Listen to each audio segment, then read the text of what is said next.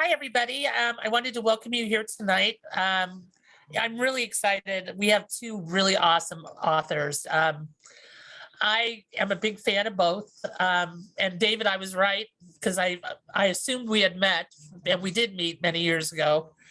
So tonight we have David Gillham, and he has written this amazing book called Shadow of Berlin. I'm going to give you guys a little book candy. And this book is just lovely. I mean, it takes you places you don't think it's going to take you. And I love a book that throws me for a loop. And this book definitely does. And I am really happy to say in conversation, he's going to be with Pam Jenoff. And if you guys don't know Pam Jenoff, she wrote The Commandant's Wife. And I absolutely love her stuff. And she was right. I did at one point go on and on about her books on Facebook. So I am really excited to have you guys here tonight. And for you guys out in the audience, these guys are up very, very late. It is, they're both East Coast. So I am going to get off the camera and I'm going to let them start talking, but let's go ahead and welcome them here to a great, good place. Thank you. Well, thank you so much for having us. And David, thanks for having me along to chat with you. Oh, it's great. I'm so glad you could do it, Pam. And I'm really happy to be here too. Well, I want to say to the folks who are joining us that David and I are sort of the oldest friends who have never met, because we have been reading and endorsing each other's books for close to a decade, but this is actually our first conversation. And I've been watching David's tour since Shadows of Berlin came out. What is it, a few weeks now? Yeah, April 5th. And I watched all your events, like sort of eagerly waiting for my turn. So I'm thrilled to talk with you. Let's just jump right in. Can you tell us let's assume folks have not read the book, so no spoilers, okay? But let's, can you tell us a little bit about the story and the premise? Sure, it's set mainly in 1955 in New York City. And it's the story of Rachel Perlman, who was once Rashka Morgenstern. She is a survivor of the Holocaust long before the Holocaust had a name. She grew up in Berlin and lost everything when the Nazis came to power.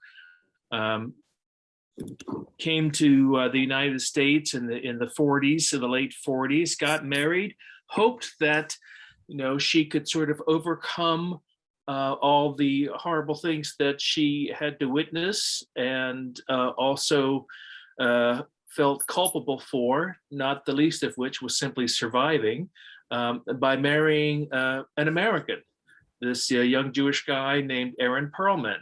And in a way, the book is about that marriage in a central fashion, I'd say. One thought that they could save the other. Rachel was looking to forget about the horrors of the life that she left behind in Germany, and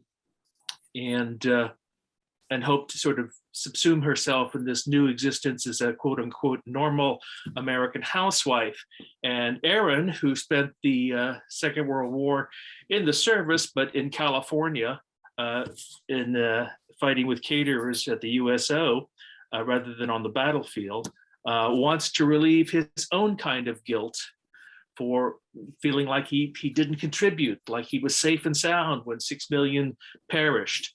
And so he thought that perhaps marrying this young refugee woman would somehow compensate for that, and that they could redeem one another. And that is their struggle throughout their marriage, throughout the story. But it's in neither case as easy as they hoped it might have been. And then there's, of course, a second story going on, and that is about Rachel's past in Berlin. Her mother, who did not survive,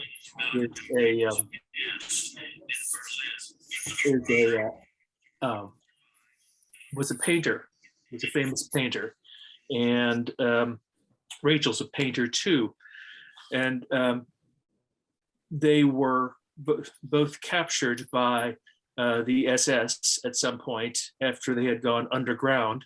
And what happens then when they meet the infamous Red Angel, who is a woman who is, even though she's Jewish, she works for the Gestapo trying to hunt down other Jews in Berlin, and how their relationship develops, and what Rachel is forced to do to survive. It's a great synopsis. And where did you come upon the inspiration for this particular book? When I was really interested in the idea of how people deal with trauma, and how they deal with guilt, and especially, something like survivor's guilt. And I wanted to think about not just how actual survivors of the Holocaust in Europe dealt with that, but also how people in America who were safe and sound while the ovens were burning, how they dealt with it in the aftermath, and what, the sort of the silent guilt that people felt as well. So that's what I wanted to explore. Culpability, guilt, redemption, hope. Those are always things that interest me. So speaking of things that interest you, you have written quite a bit around the Second World War, as have I. And I'm always curious, what draws you in particular to that era? Well, someday I'll have the best answer to that question, but tonight is not it still. So what I usually say when I hear people ask me that is that I'm not sure. I know that, when I was growing up in the 60s, it was a big part of the culture, the Second World War. My father was in the service. He actually was stationed stateside as well. But he would talk about, Army life, and that was one way we could relate to one another. He would tell me the funny Army stories and that sort of thing. And so I grew up with it as being part of, just sort of regular culture, and then grew more interested in it as I was a big historian, even when I was a kid. I thought I was going to be a historical illustrator because my parents and sister were all artists, and I thought that was the direction I was going to go into. But instead, I started writing, and I started writing little stories about the Second World War, and I think I wrote a couple of movies when I was 12, 13, something like that. So it was an evolving interest until when I seriously started writing as an adult. It was a huge draw for me to explore. And I think, it's been so important in forming the world we live in today. I mean, especially today with what's going on in Ukraine, you can draw a direct line from that back to the Second World War. So.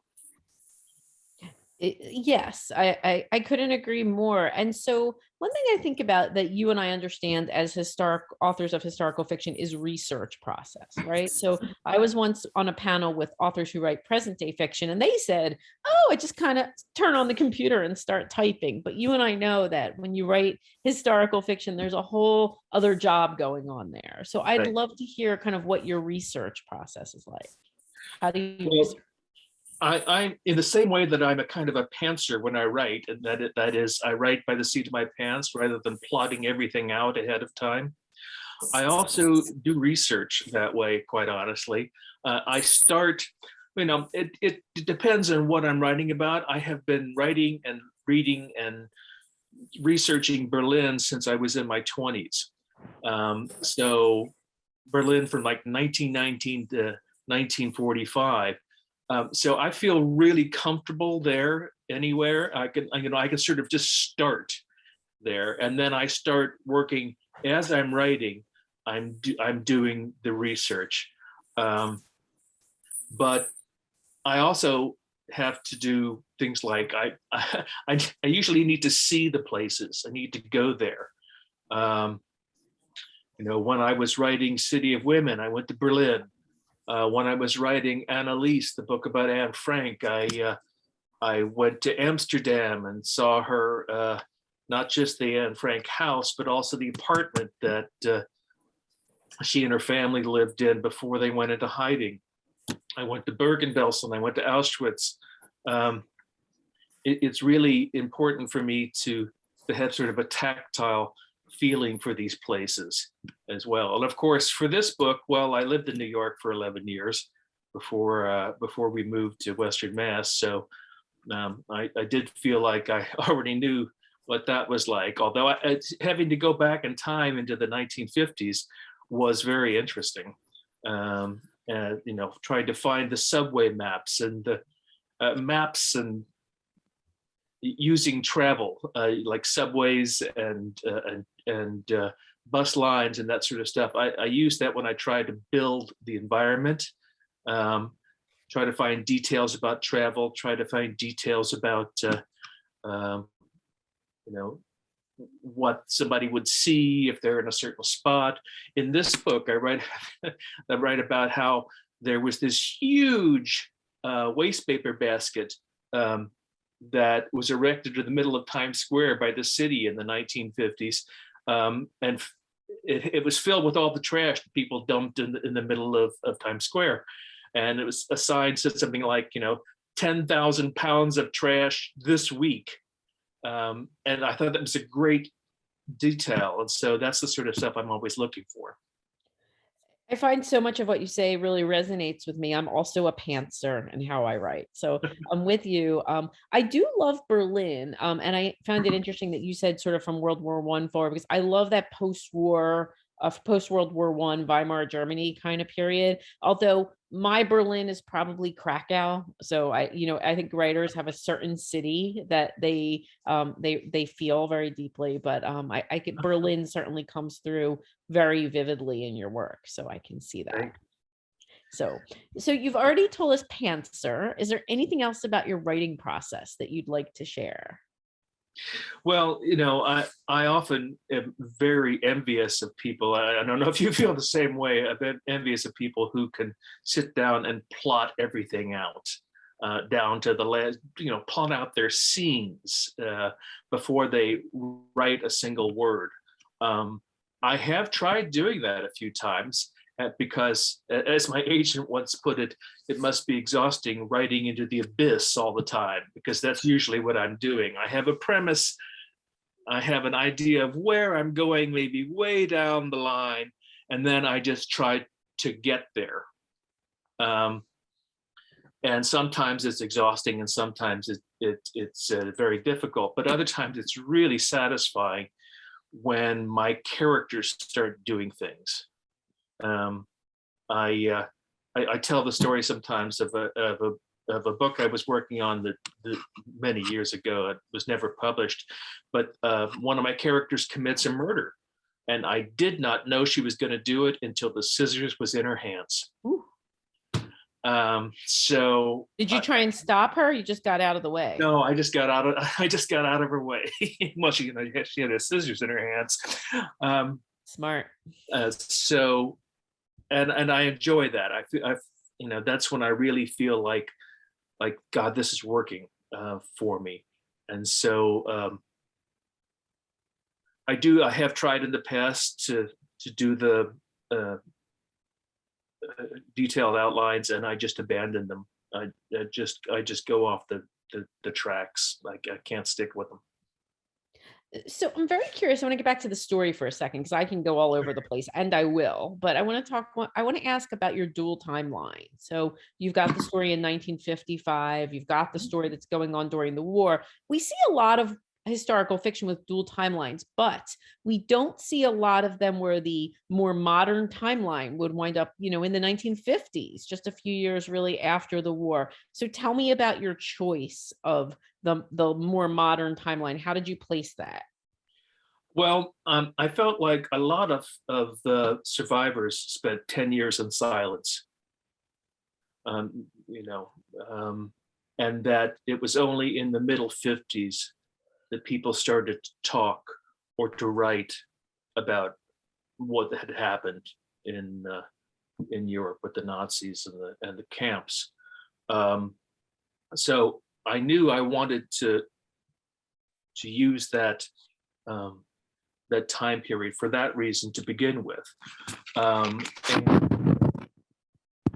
New York at the 50s, here's a time that's unlimitless, limitless in its potential, and with all sorts of new inventions and television, and New York was at its height, and America was the most powerful nation in the world, and so I thought that's perfect to put this character who has been so badly damaged into, and have her try to adapt to it in its very painful process. The reason I specifically picked 1955, because that was the opening of, well, this is almost a spoiler, so maybe I shouldn't say, but that's when the Diary of Anne Frank, the play, opened on Broadway. Fascinating. I had no idea. So I imagine that at least some of this book you wrote during the height of COVID, during the past few years. And I'd love to hear how this era and what we've gone through the past couple of years has affected your writing, has affected publishing, has affected, this whole part of you. I'd love to hear about your experiences during this period. Yeah, well, I mean, writing is kind of as I'm sure you know, is an isolated process anyway.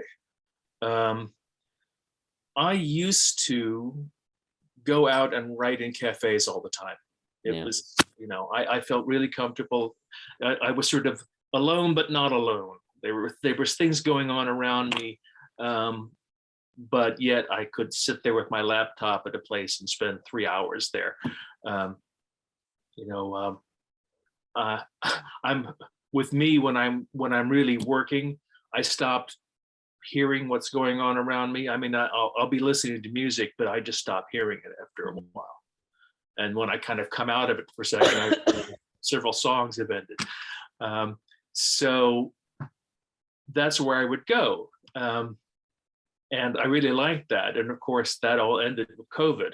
So I've been up in my office for 2.5 years now, and that's a different sort of thing. I don't seem to be able to stick with it for 3 or 4 hours in a row. I need to be able to go downstairs for a minute, and sometimes, I don't know, watch an episode of Mad Men or something like that. Something that I'm trying to connect with what I'm writing about. And I think that's been the biggest difference, is just that my work habits changed. And I also used to work late at night, but that ended. I'm exhausted by the end of the day now, and so I'm now a morning writer too. Although I not early morning, but Yeah. But yeah, that's those are my best hours are after 9 o'clock. Wonderful. Wonderful. So what are you working on something new yet, or are you not, because you're at the height of this publishing touring process? I'm sort of toying with something, but I don't know where it's going yet. So yeah. Also around the war, or can you say? No. You don't have to. This is not a deposition. No, it's fine, Your Honor. I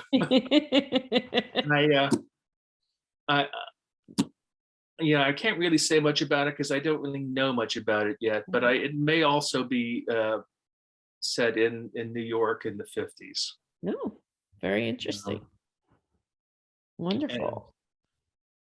And maybe Berlin. We'll see. Okay. Well, I'm looking forward to it. And I want to remind folks who are joining us to please feel free. I know Karen has put questions in the Q&A, although most of them have been answered. And I want to say, Karen, especially hello. Karen is a childhood friend of mine who lives in the area where A Great Good Place for Books is located. So I'm waving to her as she posts questions for you, which you've already answered. What do you like to read? What do you like to read? What are you reading? I have pretty eclectic tastes. I tend to read authors, books rather than specific authors, although there are a few authors who I've read many books for. Are Margaret Atwood, Philip Roth, William Styron, although he only wrote a few books. Sophie's Choice still remains the book that turned me into a writer, as far as I'm concerned. So now I read some historical fiction. I read some just straight fiction. I've even read a few nonfiction memoirs recently, which is new for me.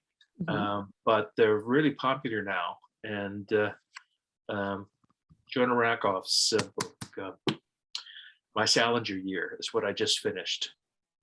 Wonderful. Wonderful.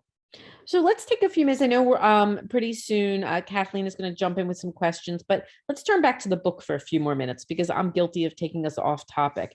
In addition to your powerful themes about the war, you explore a lot with Rachel and her trauma and her emotional health. And so tell us a little more about that and what you're hoping that readers will take away from that particular part of the story. Well, she's broken by the time the war ends, and she did manage to survive in Germany and get to the States with her uncle, who also managed to survive. But she's broken in a kind of a hidden way. She still functioned for a long while. She got married. She's a terrible housekeeper, yes, and she's a terrible cook, yes. But that doesn't mean that she can't function on a day-to-day basis. But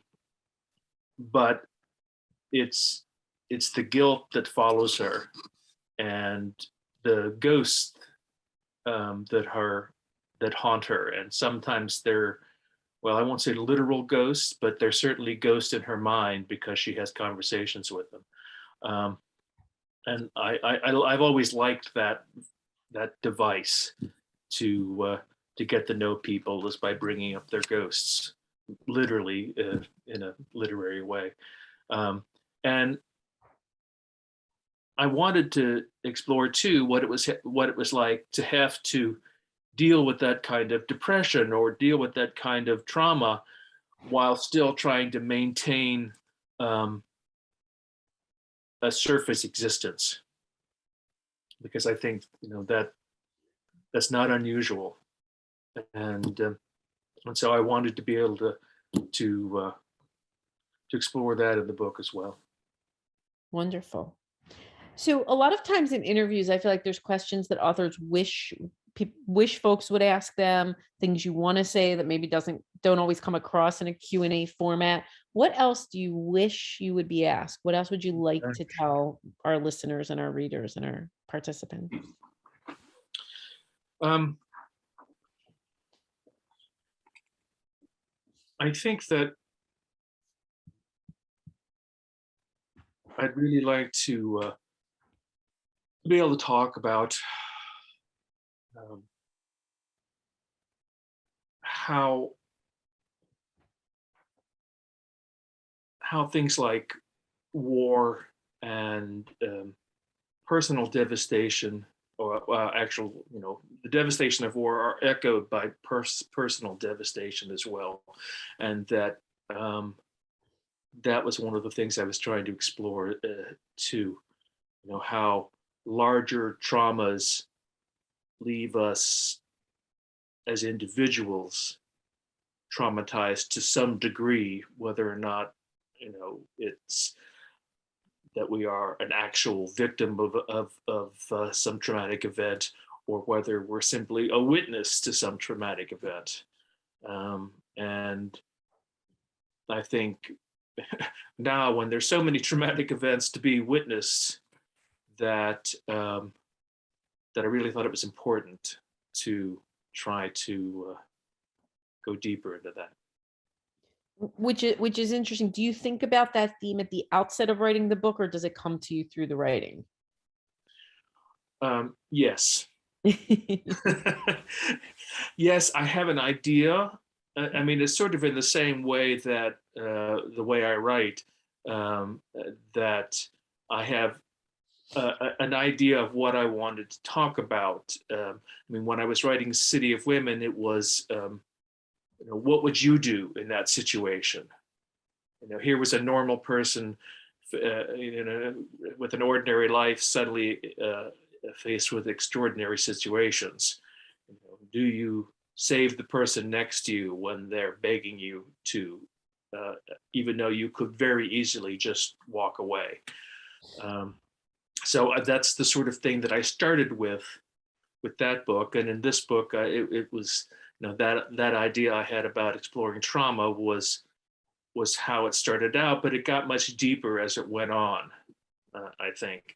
And it also started to involve the other characters in the book. For instance, Rachel's husband, or even her mother-in-law, people who, as I said, who had been safe and sound while the Holocaust was going on, and how they dealt with it too.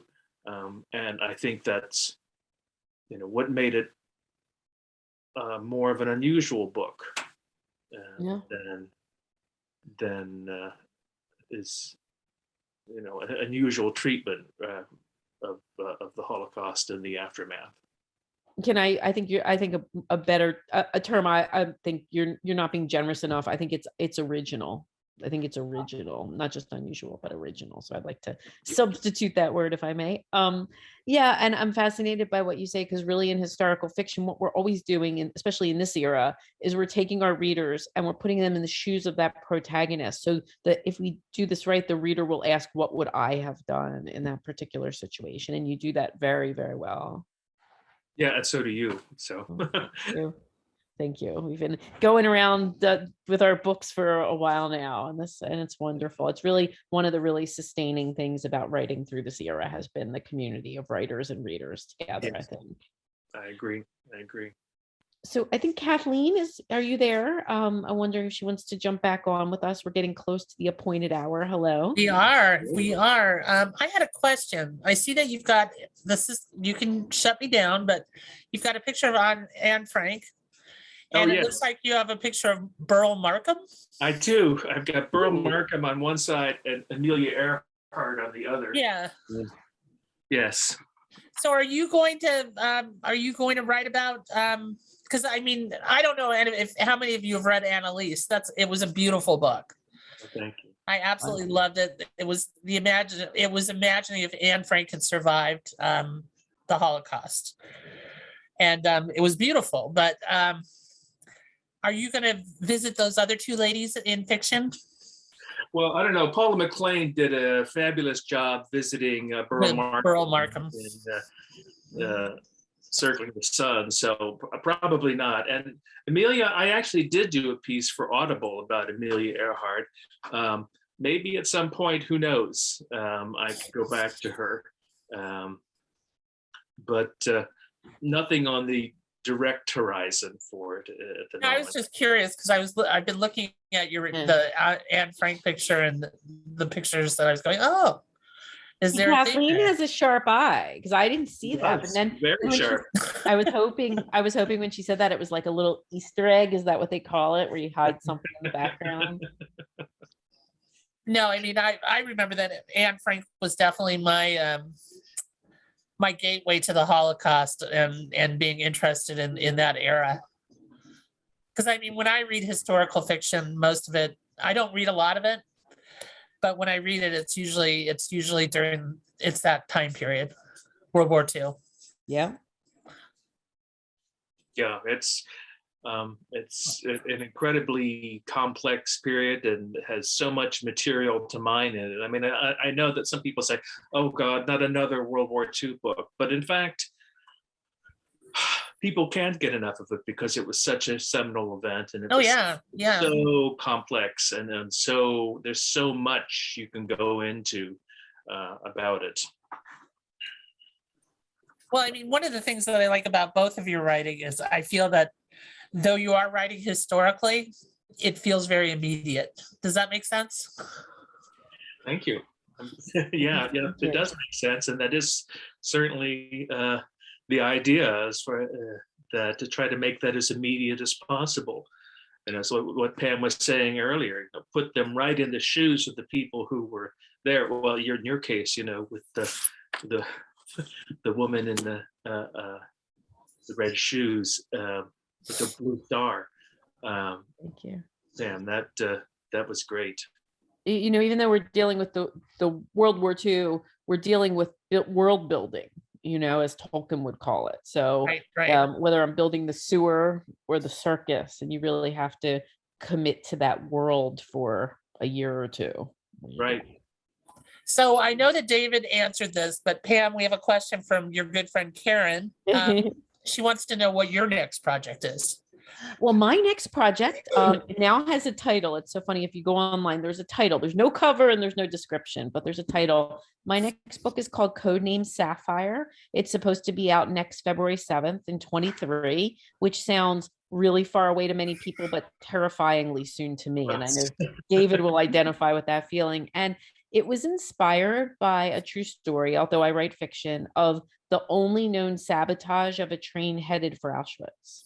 So there was a train headed from Belgium to the camps, and some people tried to break into it. And my book looks fictitiously at both the people on the train and the people who broke into it. Oh, wow. That sounds really interesting. Thank you. And I hope we'll be in person and I can visit both Massachusetts and California when it's time. Oh, we would love to have you, Pam. Amazing. It's been too long. Yeah, we're looking for that day. It's interesting. Let me just ask you, do you get to keep your own titles? No, I do not. No. So what was Shadows of Berlin? What were you going to call it? The Good Hour. That's a great title. Yeah. And City of Women was originally Only Sleep. And Annalise never had a title. Well, no, that's not true. I was going to call it Answer the Night. Oh, that's a great title. I liked them too, but they didn't make it. They always know better, and they're usually right. Yeah. Sometimes they're not, though. Right. Well, yeah, I was thinking about the way that they're doing so many covers with the woman with her back. Turning away with their head cut off. Exactly. I shouldn't say that. I might have another one of those. No, yeah, it's so funny. It's like we did a display at the store of women from the back. Right. Yes, I think you posted that, and I think I shared it as well, because that's quite a thing. Well, with this, I was very lucky, and Source Books was very patient with me for this. Yeah, I like this cover. We went through like 6 or 7 covers, and some of them were the standard, back of the head of a woman looking through the curtain at Manhattan type of thing. And then suddenly they came up with that one, and I just said, wow, that's it. Don't you love it? Because I think when it's right. Yeah. I was thinking of the. Do you remember at the Da Vinci Code? After the Da Vinci Code, everybody put like a pyramid in everybody's covers. That's funny. I don't remember that.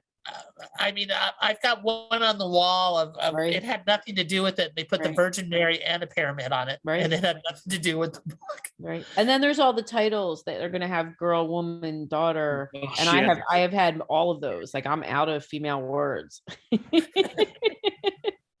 That happens. And then there's a lot of books with Paris, and then there's a lot of it's hard to keep it fresh, right?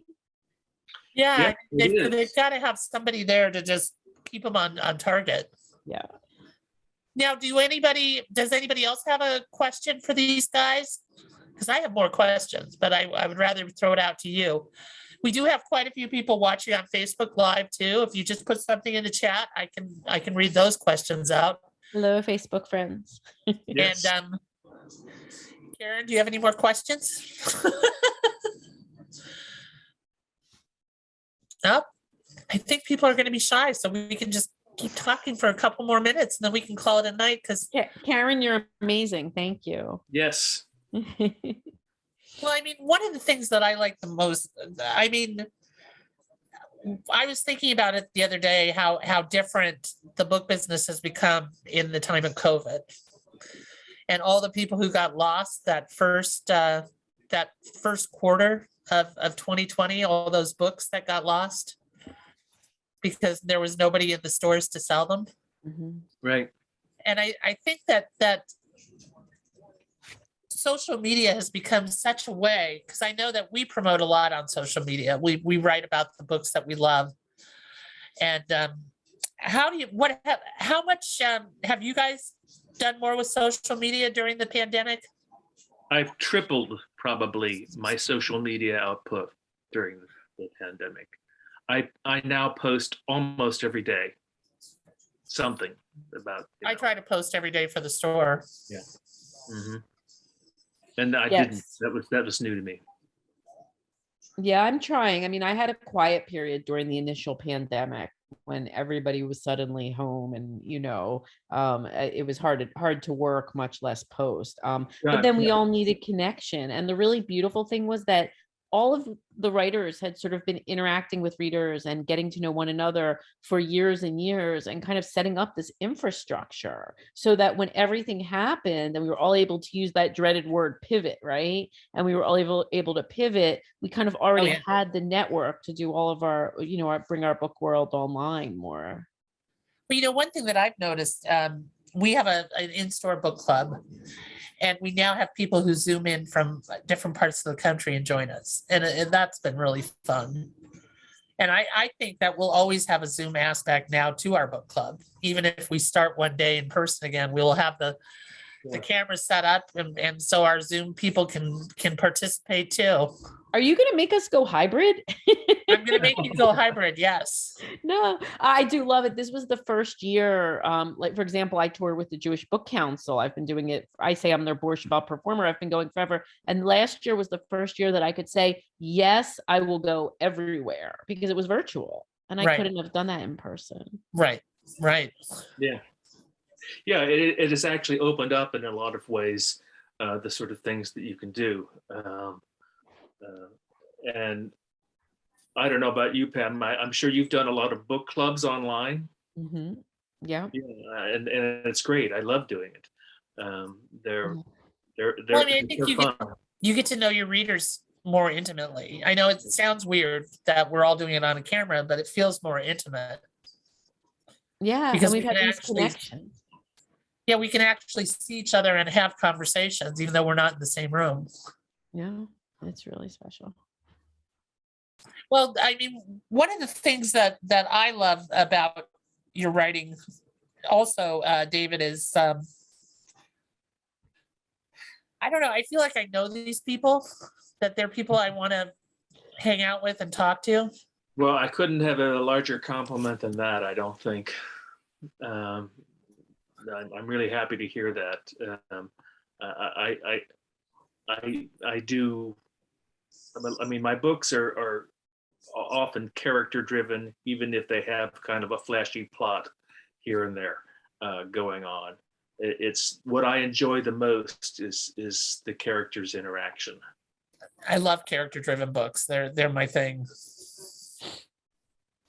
And the marriage between Rachel and Aaron, I fell in love with them both. Don't you like that when your characters they take on a life of their own? Yeah. Yes. And they did. And her sister-in-law Nomi, and they feel like people to me. Yeah, I love that. I mean, but you can feel that when you're reading it, that you've had that experience, because the characters are so much more human. Okay, I know you have to go soon, but let me ask you a question here. When you're creating a character, how do you know what they look like? Do I know what they look like? So David and I David, you and I are both pantsers, right? And I once heard somebody say that if you're a plotter, you're building scaffolding. But if you're a pantser, it's more like an archaeological dig where you're picking up this thing and you're brushing it off and you're trying to see what it is. And that's how I feel about characters. I don't sort of do character outlines or sketches or anything like that. I get to know my characters through the pantsing and through the evolution of the story, right? So that's right. sort of how I feel about them, whether it's seeing them physically or seeing them internally, you know. Well, I actually cast a lot of the characters with I love that. you know, not always. For instance, Rachel in this is actually a woman's face who I knew 30 years ago. And she was nothing like Rachel. It's just that face sprung to mind. But Aaron was Paul Reiser. Oh, I love that. About you. That's perfect. And you've casted it for the movie, so that's beautiful. Yeah, exactly. But because I do that because I can hear their dialogue in my ear, you know. Amazing. And dialogue's so important to me, you know. Yeah. I really I concentrate a lot on that. I use it as to really move things forward, and so it's really helpful to be able to hear the person talking. You know, F. Murray Abraham as Uncle Fritz. So yeah, that's what I try to do, or I hope it works. Sometimes I have an actor playing different roles. Yeah, definitely. That's great. Well, we are hitting the bewitching hour. Yes, we're getting very close. Yeah, so I am going to. Would you like to keep talking, because I can say my goodnights and you can continue your fabulous conversation. That is up to you. Well, I think we can call it a night, and everybody, because David's on the East Coast too. Yes. Awesome. Yeah, and I'm usually saying, well, I think we ought to hit the hay by now. So read this amazing book, and thank you to A Great Good Place for thanks, Books. I can't Pam. say Yes, enough thank you how so much we much, value and you, thank what you you for, do. you know, spending your late evening here with me after a long day. So Well, I My want to thank pleasure. you. I want to thank you both. I am definitely a fan, both of you, David and Pam. And I can't wait till we get to be together in person. me too. And I want to thank everybody who dropped in tonight. And just remember that the book is available at A Great Good Place for Books. It's right at the counter. And we do carry Pam's books, so we have an assortment. And thank you so much. Let's give them a hand. Oh, Thank you. thank you. Thank you. Stay safe, please. Be well. Good night. Good night.